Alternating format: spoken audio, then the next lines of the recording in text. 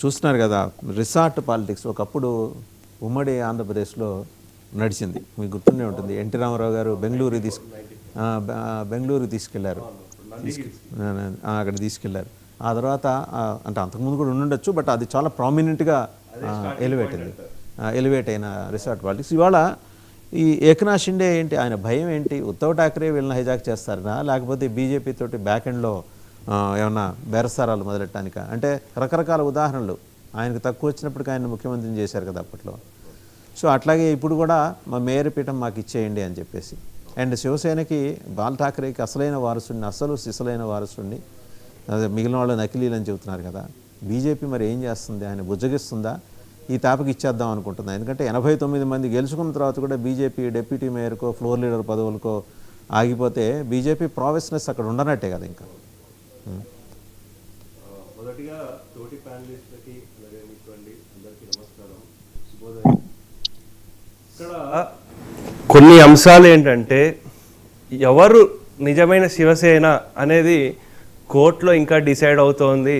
కానీ election results పరంగా చూసుకుంటే మనకి లోక్సభలో ఉద్ధవ్ ఠాక్రేకి ఎక్కువ వచ్చాయి, మళ్ళీ తర్వాత అసెంబ్లీలో షిండే వర్గానికి వచ్చింది. కాబట్టి మళ్ళీ ఇప్పుడు యాక్చువల్లీ ఉద్ధవ్ ఠాక్రేకి వాళ్ళకు ఉండే కోర్ స్ట్రెంగ్త్ ఈ ఏరియా, ఇక్కడ కూడా వాళ్ళు వీక్ అయ్యారు.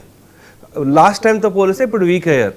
అంటే 2022 తర్వాత అక్కడ ఈ ఐఏఎస్ ఆఫీసర్లది మున్సిపల్ నడిపిస్తుంది అక్కడ వ్యవస్థ. ఇప్పుడు మీరు అడిగిన ప్రశ్న ఎవరు నిజమైన శివసేన, అలాగే ఇంకోటి ఈ క్యాంపు లేకపోతే రిసార్ట్ పాలిటిక్స్ ఏంటి అనేది. ఈ నెగోషియేషన్స్ ఈవెన్ 2017లో కూడా నడిచిందండి. యాక్చువల్లీ అలయన్స్ కాదు, వాళ్ళు విడివిడిగా కంటెస్ట్ చేయడం జరిగినప్పుడు కూడా అప్పుడు కూడా నడిచింది. అప్పుడు ఉమ్మడి శివసేనకి 94 సీట్లు వచ్చాయి. నేను అనుకోవడం బీజేపీకి కూడా 92 అలా వచ్చింది. అయితే ఈ డిస్కషన్లు ఇవి ఎప్పుడు నడుస్తూనే ఉంటుంది.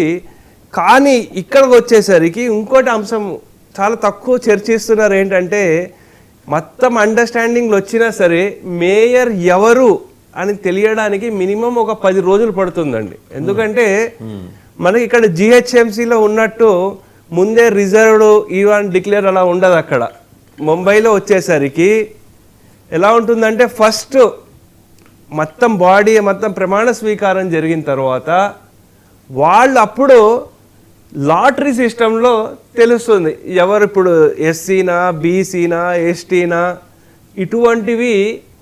అప్పటి వరకు వెయిట్ చేయాల్సి వస్తుంది. అందు గురించి ఈ డిస్కషన్లకు వీటికి కంపల్సరీ ఇంకా టైం పడుతుంది. వాళ్ళ నెగోషియేషన్స్ చూసుకుంటున్నారు. ఇదే కాదు, ఈవెన్ అసెంబ్లీ ఎలక్షన్స్లో కూడా దేవేంద్ర ఫడ్నవీస్ని సీఎంని డిక్లేర్ చేయడానికి కూడా చాలా నెగోషియేషన్ చేశారు.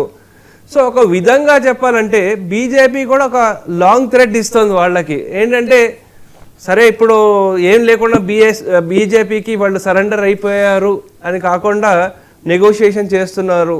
సో ఇంకా ఎందుకంటే షిండే వర్గానికి అక్కడ ఉండే మరాఠా ఓట్ బ్యాంక్కి మళ్ళీ 2029లో రావాలి అని వీళ్ళు మంచి పట్టుదలతో ఉండి ఇప్పటి నుంచే ప్రిపరేషన్ చేస్తున్నారు. కాబట్టి ఈ అలయన్స్లన్నీ చాలా చాలా ఇంపార్టెంట్. అలాగే మహారాష్ట్రలో లోక్సభ ఎలక్షన్స్లో కోల్పోయిన సీట్లు ఏవైతున్నాయో మళ్ళీ అది తెచ్చుకునే ప్రయత్నంలో వాళ్ళు ఉన్నారు. కాబట్టి నేను అనుకోవడము at the end of the day మళ్ళీ షిండే వర్గం వస్తుంది. కానీ ఏ పదవులు ఏంటి ఆ డిస్కషన్ ఇంకా నడుస్తూ ఉంటుంది. ఎందుకంటే ఈ స్టేజ్ వరకు వచ్చిన తర్వాత ఆల్రెడీ సెంట్రల్లో గవర్నమెంట్ ఉంది, మళ్ళీ స్టేట్లో ఉంది. వీళ్ళు డబుల్ ఇంజన్ కాదు ట్రిపుల్ ఇంజన్ సర్కార్ అంటున్నారు. కాబట్టి ఇటువంటి అవకాశాన్ని ఎక్కడ చేజార్చుకోరు. పదవుల గురించి లేకపోతే ఎక్కడ ఏ స్టాండింగ్ కమిటీ ఎవరు చూడాలి అన్న ఆ డిస్కషన్లు అవుతూ ఉంటాయి. మనకి ఇంకొక 10-15 రోజులు ఈ డ్రామా నడుస్తుందండి. రైట్. ఒకసారి విజయకృష్ణ గారి దగ్గరికి వెళ్దాం. విజయకృష్ణ గారు, ఇప్పుడు ఇంతకీ ఎవరు అసలైన శివసేన అనేది దాని మీద క్లారిటీ లేదు. అంటే మీకుగా మీరు భావిస్తున్నారు ఏది ఏకనాథ్ షిండే బాల్ ఠాక్రేకి అసలైన వారసుడు, ఆయన